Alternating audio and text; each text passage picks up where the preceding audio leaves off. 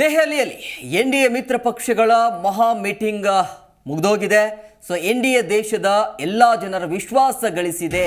ಪೂರ್ಣ ಬಹುಮತದೊಂದಿಗೆ ನಾವು ಅಧಿಕಾರಕ್ಕೆ ಬರ್ತೀವಿ, ಮತ್ತೆ ಈ ಸರ್ಕಾರ ಅಧಿಕಾರಕ್ಕೆ ಏರುತ್ತೆ ಅಂತ ಪ್ರಧಾನಿ ನರೇಂದ್ರ ಮೋದಿ ಹೇಳಿಕೆಯನ್ನು ಕೊಟ್ಟಿದ್ದಾರೆ. ಎನ್ಡಿಎ ಮಹಾ ಮೀಟಿಂಗ್ ಬಳಿಕ ಈ ರೀತಿಯಾಗಿ ಹೇಳಿಕೆಯನ್ನು ಕೊಟ್ಟಿದ್ದಾರೆ. ಸೊ ಒಂದು ಕಡೆ ಕಾಂಗ್ರೆಸ್ ಕಡೆಯಿಂದ ಮೀಟಿಂಗ್ ಆಗ್ತಾ ಇದ್ರೆ, ಮತ್ತೊಂದು ಕಡೆ ಹ್ಯಾಟ್ರಿಕ್ ಗೆಲುವನ್ನ ಪಡೆಯಬೇಕು ಅಂತಂದ್ರೆ ಯಾವ ರೀತಿಯಾಗಿ ಪ್ಲಾನಿಂಗ್ ಇರಬೇಕು ಅನ್ನೋದ್ರ ಬಗ್ಗೆ ಇವತ್ತು ಬಿಜೆಪಿ ಕಡೆಯಿಂದಲೂ ಕೂಡ ದೆಹಲಿಯಲ್ಲಿ ಮೀಟಿಂಗ್ ಆಗಿತ್ತು. ಅಲ್ಲಿ ಸುಮಾರು 38 ಪಕ್ಷಗಳು ಭಾಗಿಯಾಗಿದ್ದವು. ಇಲ್ಲಿ ಬೆಂಗಳೂರಿನಲ್ಲಿ ಒಂದು 26 ಪಕ್ಷಗಳು ಭಾಗಿಯಾಗಿದ್ದವು. ಸೊ ಇವತ್ತು ದೆಹಲಿಯಲ್ಲಿ ಇದೇ ವಿಚಾರವಾಗಿ ಅಲ್ಲಿ ಸಭೆ ಕೂಡ ಆಗಿತ್ತು. ಸೊ ದೆಹಲಿಯಲ್ಲಿ ಎನ್ಡಿಎ ಮಿತ್ರ ಪಕ್ಷಗಳ ಮಹಾ ಮೀಟಿಂಗ್ ಆಗಿದೆ. ಎನ್ಡಿಎ ದೇಶದ ಎಲ್ಲ ಜನರ ವಿಶ್ವಾಸ ಗಳಿಸಿದೆ. ಪೂರ್ಣ ಬಹುಮತದೊಂದಿಗೆ ಅಧಿಕಾರಕ್ಕೆ ನಾವು ಬರ್ತೀವಿ, ಮತ್ತೆ ಈ ಸರ್ಕಾರ ಅಧಿಕಾರಕ್ಕೆ ಬರುತ್ತೆ ಅಂತ ಪ್ರಧಾನಿ ನರೇಂದ್ರ ಮೋದಿ ಹೇಳಿಕೆಯನ್ನು ಕೊಟ್ಟಿದ್ದಾರೆ. ಎನ್ಡಿಎ ಮಹಾ ಮೀಟಿಂಗ್ ಬಳಿಕ ಪ್ರಧಾನಿ ನರೇಂದ್ರ ಮೋದಿ ಅವರು ಮಾತನಾಡಿದರು. ಒಂದು ಕಡೆ 2024ರ ಲೋಕಸಭೆಯಲ್ಲಿ ಬಿಜೆಪಿಯನ್ನ ಹಾಗೂ ಪ್ರಧಾನಿ ನರೇಂದ್ರ ಮೋದಿಯನ್ನ ಮುಗಿಸಬೇಕು, ಅಂದ್ರೆ ಈ ಬಾರಿ ಸೋಲಿಸಬೇಕು ಅಂಥೇಳಿ ಯುಪಿಎ ಸರ್ಕಾರ ಬೆಂಗಳೂರಿನಲ್ಲಿ ಕಳೆದ 2 ದಿನಗಳಿಂದ ನಿನ್ನೆ ಮತ್ತು ಇವತ್ತು वे लोग अंडर एस्टिमेट करते हैं, लेकिन देश की जनता सब कुछ खुली आंखों से देख भी रही है और समझ भी रही है. जनता देख रही है कि ये पार्टियों क्यों इकट्ठा हो रही है. जनता ये भी जान रही है कि वो कौन सा ग्लू है, गोंद है जो इन लोगों को, इन पार्टियों को जोड़ रहा है.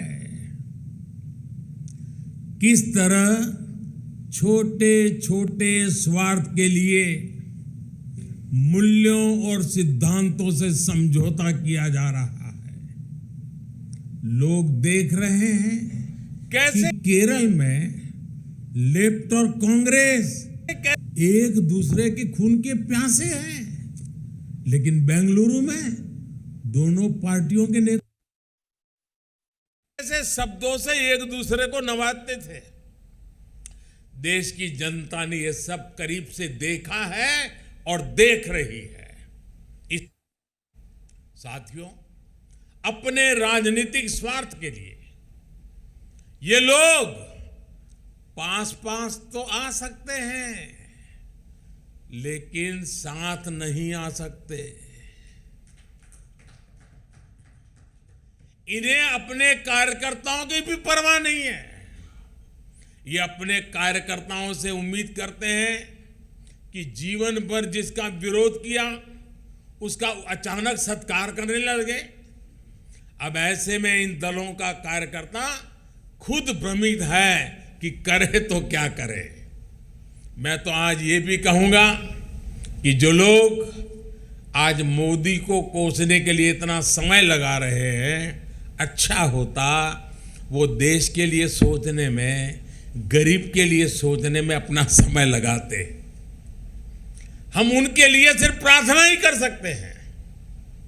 साथियों, 24 का चुनाव बहुत दूर नहीं है.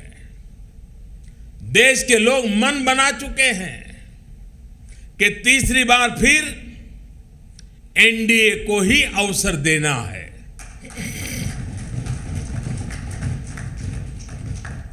देश का मन आप जानते हैं, लेकिन विदेश का मन भी बहुत कुछ संकेत दे रहा है. आमतौर पर जब भी किसी देश में चुनाव का समय निकट आता है तो उसका बहुत बड़ा असर उसके वैश्विक संबंधों पर भी होता है. हर एक को लगता है कि भाई अब तो चुनाव का वर्ष है, अभी सरकार के साथ अभी रहने दो, एक बार चुनाव हो जाए, नई सरकार आएगी तब सोचेंगे. स्वाभाविक है. कोई भी दूसरा देश उस सरकार के साथ जो चुनाव बिल्कुल निकट हो वहां संबंध बनाने से पहले, संवाद करने से पहले 100 बार सोचता है. फॉरेन कंट्रीज हमेशा चुनाव के नतीजों का इंतजार करते हैं। लास्ट ईयर जब होता है तो सोचते हैं कि भाई एक बार चुनाव नतीजा आ जाना तो फिर देखेंगे। जो सरकार जाने वाली होती है उस पर कोई भी देश अपना टाइम और एनर्जी इन्वेस्ट नहीं करना चाहता, लेकिन इस समय भारत का मामला कुछ अलग है। सबको पता है कि हमारे यहां कुछ महीनों में चुनाव होने वाले हैं, फिर भी अनेकों महत्वपूर्ण देश, चाहे अमेरिका हो, फ्रांस हो, ऑस्ट्रेलिया हो, जापान हो, यूएई हो, यूके हो, सब एनडीए सरकार के प्रतिनिधियों को इनवाइट कर रहे हैं। तमाम देश भारत को मान और सम्मान दे रहे हैं। कितने ही देश भारत के साथ बड़े बड़े और वो भी दूरगामी समझौते कर रहे हैं।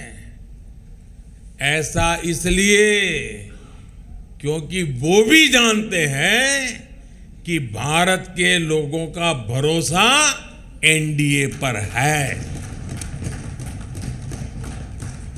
यानी भारत में जनमत किसके साथ है ये दुनिया के देशों को भी पता है।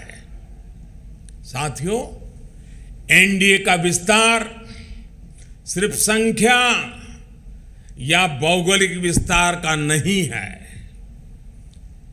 ये भारत एनडीए का जो विस्तार है ये हमारे प्रति विश्वास का दायरा भी बढ़ा रहा है। जनता एनडीए की हिस्ट्री और केमिस्ट्री दोनों को देख रही है, तभी तो हमारा गणित भी बड़ी आसानी से जुड़ता है। आप देखिए 2014 में एनडीए को देश ने लगभग 38% वोट दिए थे 2014 में, लेकिन 2019 में हमारे देश सेवा भाव को देखते हुए देश ने हमें 45% वोट दिए। और आपको जानकर के खुशी होगी, इनमें 225 से अधिक सीटें ऐसी थी जो हम जीत करके आए।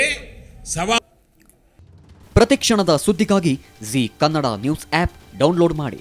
Live TV, latest updates, entertainment, lifestyle, technology ಸುದ್ದಿ ನಿಮ್ಮ ಅಂಗೈಯಲ್ಲಿ.